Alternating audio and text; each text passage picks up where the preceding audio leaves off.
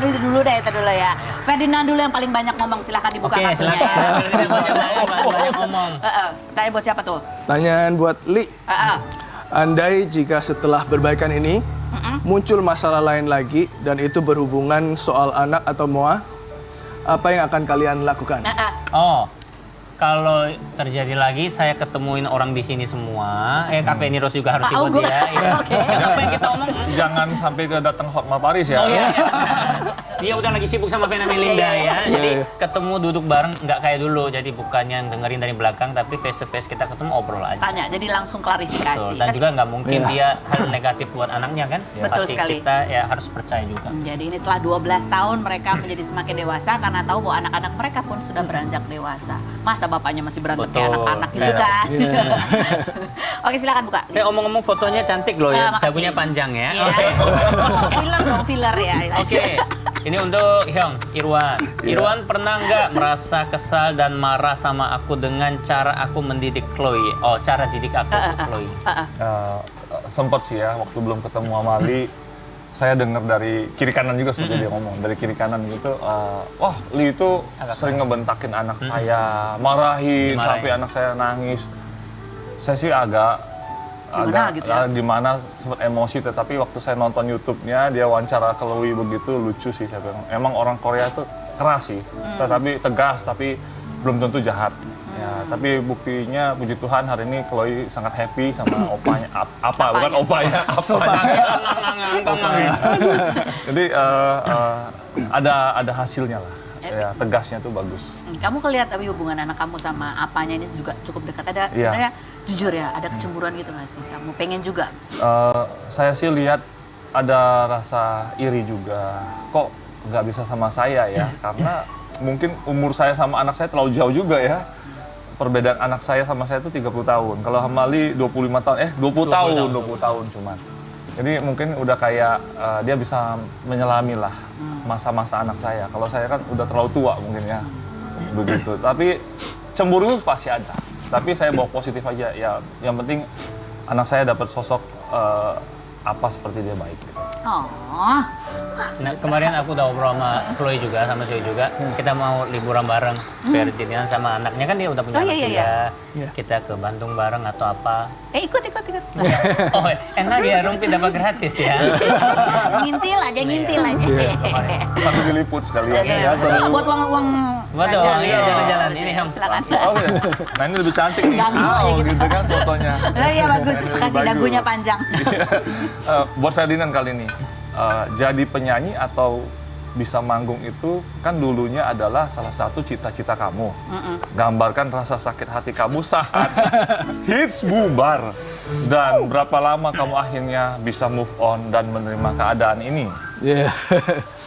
Kalau dulu saya pengennya tuh hits bukan cuma sebagai gimmick ya dikenalnya. Pengennya bikin lagu yang benar-benar itu bisa diterima di masyarakat Indonesia, di dunia musik Indonesia, yang lagunya itu bisa semua orang nyanyiin. Jadi bukan sekedar gimmick. Jadi makanya waktu itu saya pernah bilang kita bukan lagi peak banget. Saya pengennya kita bisa punya lagu yang seperti itu. Jadi lumayan ini sih. Kenapa ya kok kita nggak bisa sampai se-peak itu, baru kita ini mungkin sendiri-sendiri gitu. Jadi ada cita-cita kamu yang nggak tercapai karena Ada cita-cita nggak tercapai. Kira-kira masih bisa dilanjutkan nggak cita-cita kamu itu bersama hits? Kita bicarain lagi.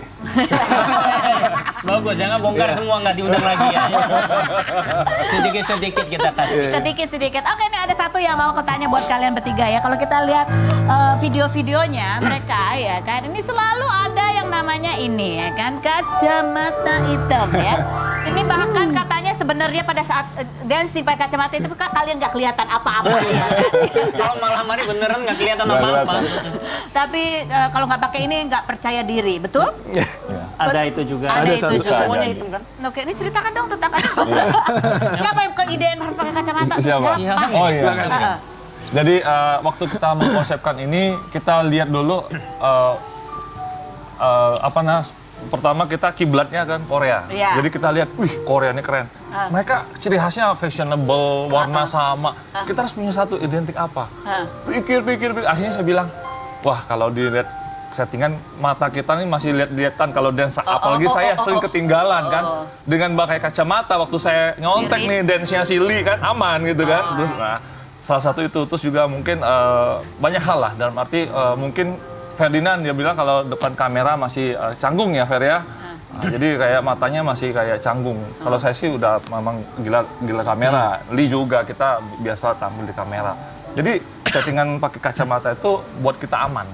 Tapi yang negatifnya waktu kita perform di Aku pernah jatuh dari lantai 2, panggung tinggi. background belakang nggak kelihatan jalan. Nggak kelihatan apa-apa, injek, jatuh sampai badan semua itu pernah kejadian. 1 meter ya jatuh. Iya, 1,5 1,5. Iya, itu pernah juga. Benar-benar nggak kelihatan. Konser itu malam. Konser. Di belakang panggung kan mati lampu semua. Wah, gelap banget. juga pernah. Karena pakai kacamata. Terus kita pakai kacamata, barangku, handphoneku di mana? Pernah juga itu. Dan itu kita pernah juga perform di Batam ya, diskotik ya. Iya. Gelap banget. Bayangin diskotik cuma begitu kita pakai kacamata malam-malam. Wah, itu kita pakai feeling. Perform, bukan main-main. Iya, perform. Itu luar biasa ya kisah-kisah kalian ya. Iya, kacamatanya luar biasa. Tapi benar buat aku terakhir di sesi ini buat Irwan gitu. Kamu kan mencanangkan untuk ya udah saya berdamai dengan diri sendiri. Momentumnya apa sih? Momentumnya untuk diri saya, secara hati saya, masa depan saya jadi sehat, jadi cerah. Dan anak saya pun punya masa depan yang indah. Tidak membawa masa lalu problem saya ke anak cucu saya. Ininya ada sebuah kejadian khusus kah atau beberapa kejadian, sebutkan satu aja yang itu memicu kamu berpikir seperti itu. Memicunya adalah waktu itu anak saya si Chloe itu sekolah ya, Lia dibully ya. Pernah dan anak saya membela anaknya Lee dan anak saya dibully. Dan waktu saya lihat kenapa dibully, oh ini karena gara-gara hubungan saya sama Lee sama Moa. Waktu itu saya bilang sama anak saya peluk, saya bilang maaf ya ini gara-gara salah Daddy belum damai sama mamimu. Jadi di situ saya berjanji suatu saat saya ketemu sama Lee sama Moa, saya mau berdamai. Saya nggak mau mempermasalahkan apapun lagi. Demi anak-anak. Iya. Luar biasa. Ferdinand banyak sekali omong hari ini. Nanti kita, kan mereka tadi belum kompak ya, buka jaketnya belum semua buka jaket ya kan. Nanti kita ulangi lagi. Tapi ya kita mau ngobrol sama ini pasangan juga yang lagi menunggu kehadiran buah hati mereka yang kedua. Kita lihat dulu profilnya Keisha dan Adi berikut ini. Saya sudah bersama dengan Keisha dan Adi yang lagi menantikan kehadiran buah hati mereka. Kemarin baru gender reveal gitu ya.